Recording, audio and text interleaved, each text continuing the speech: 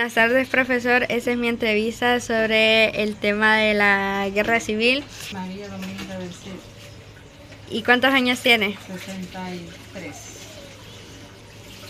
Para empezar con esta entrevista, la primera pregunta sería, ¿podría compartir cómo era su vida cotidiana antes del inicio de la guerra y qué cambios notó en su comunidad una vez que el conflicto comenzó a intensificarse?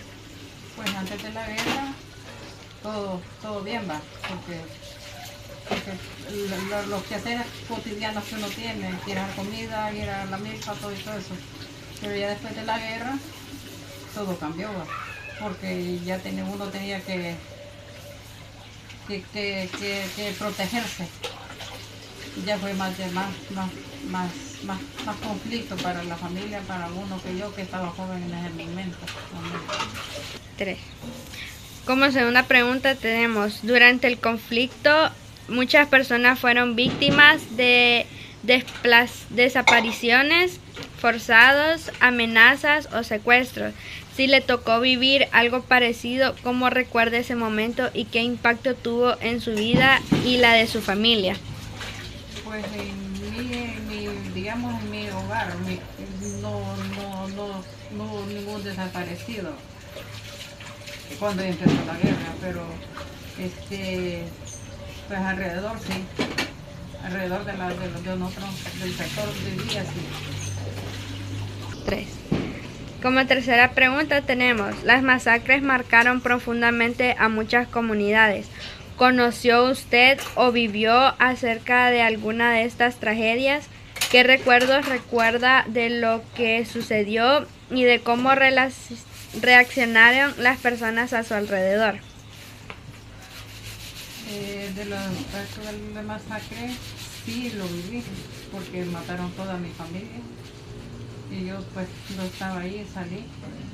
Y eso a nadie se le recomienda, ¿verdad? Porque es muy duro y quedé sola, entonces quedé sola yo. 3. ¿Cómo era la presencia del ejército o de la guerrilla en su zona? ¿Recuerda alguna ocasión en que la población civil quedara atrapada entre ambos bandos? Sí. Uno tenía que esconderse así en cuevas, así en todo, porque el ejército llegaba y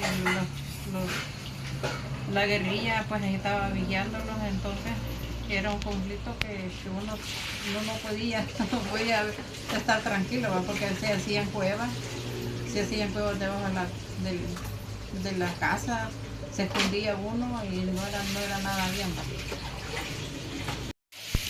En medio de tantos peligros, ¿qué estrategias usaban usted y su familia para protegerse o sobrevivir a las amenazas constantes de violencia? No salir. Yo en mi aspecto, mi papá, que me criaron, ellos me protegieron, cuando andaban ahí, porque si llegaba la Fuerza Armada, buscaban a las jóvenes para que ellos les fueran a hacer comida y que las violaban y las mataban. Entonces mi papá me sacaban de ahí, de ese sector, para otro sector. Así me anduvieron pues, todo ese tiempo. 3. Muchos jóvenes fueron reclutados a la fuerza, tanto por el ejército como por la guerrilla. ¿Qué experiencias tiene o recuerda al respecto? ¿Le tocó vivir o ver algo relacionado con esto? Sí, yo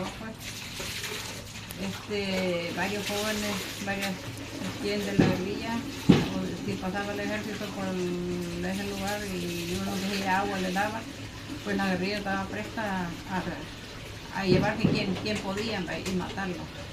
Entonces, no era nada bien, para esto y todo eso. Y allí. 3. En su experiencia, ¿cómo afectó la guerra a los niños y jóvenes de la época? ¿Qué escenas o situaciones le marcaron más en ese sentido?